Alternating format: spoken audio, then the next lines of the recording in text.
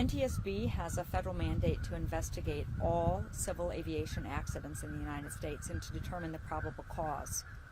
We do this to try to prevent these accidents from happening again. We arrived here on scene this morning, and we are still very much in the preliminary portions of what will be a very methodical investigation. The facts as we know them thus far, and again, these are preliminary. November 539 Mike Alpha, which is a Piper PA-46 with one person on board, crashed while returning from a local flight out of the Lake Norman Airpark at approximately 12:13 yesterday, December 31st. The pilot had departed the airpark at approximately 11:52 a.m. and headed northwest for about 30 miles at 3,000 feet before returning to land at the airpark. No distress calls were made, and the pilot called a 2-mile final, which is a very normal radio call to the area traffic.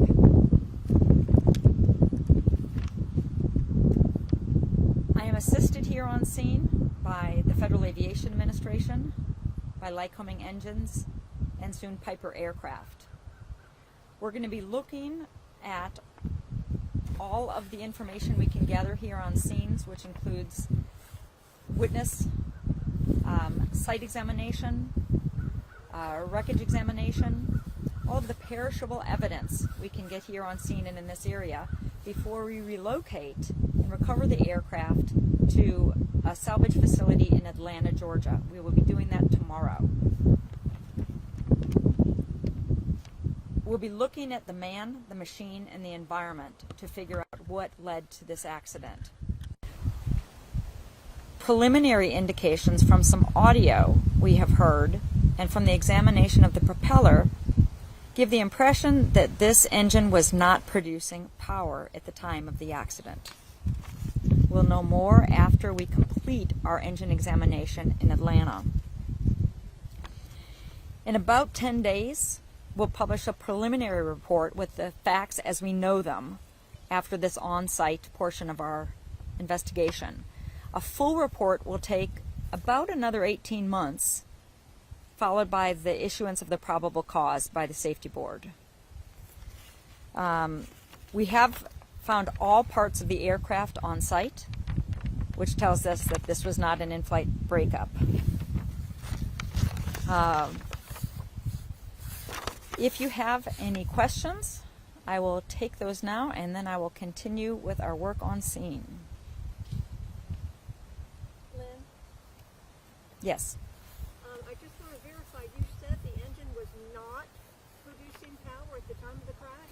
So the question is about the engine and whether it was producing power or not. The initial indications we have from 2 audio recordings we have of the accident and from the appearance of the propellers indicate that the engine may not have been producing power at the time of the accident.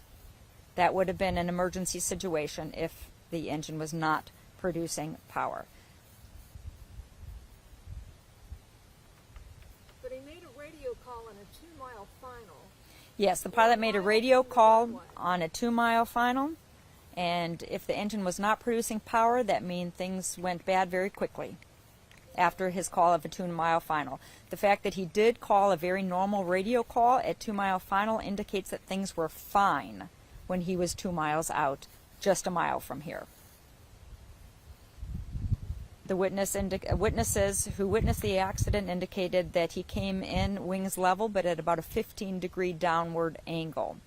That indicates that he was in control of the airplane, that it was wings level. Any other questions?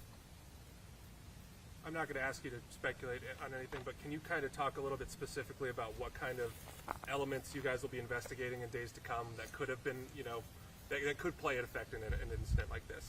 So what we set out to do at the NTSB is not to determine what went wrong, but to prove that everything is right.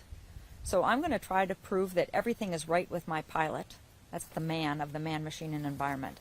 I'm going to try to prove that he was healthy, that he had had sleep, that he was not under the influence of any kind of drug or medicine, not having any health event, that he was proficient and current in the airplane and adequately trained for the kind of flying he was going to do.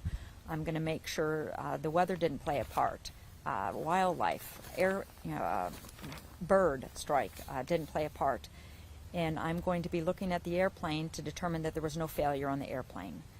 What I can't prove is what I'm going to dig deeper into, and that is usually how our process works in determining the failures that led to the accident. Here on scene, we'll be looking at fueling records. We'll be looking through the logbooks. We'll be talking with any witnesses and collecting all of the perishable evidence before we leave. After the fact, where we have time, is when we'll dig deeper into the actual aircraft. For the folks around here who might be wanting answers and might not have any familiarity with something like this, can you give them a feel for how long the timeline might be for something like that to actually have more answers? It's about an 18-month process before we get everything back. Autopsies, toxicology, any material that we have to send for further examination, any non-volatile memory on board the airplane that needs analysis. All of these things take time. It's a long, very methodical process that we follow. What I would ask your viewers is that if anybody has Ring doorbell video or any other video or audio that they could share with us, and it doesn't have to be video, it can be audio, I would ask that they would reach out to witness at ntsb.gov. Just like it sounds, witness at ntsb.gov. That would be very helpful to us. Anything else? All right, I thank you very much, and I'll get back to work.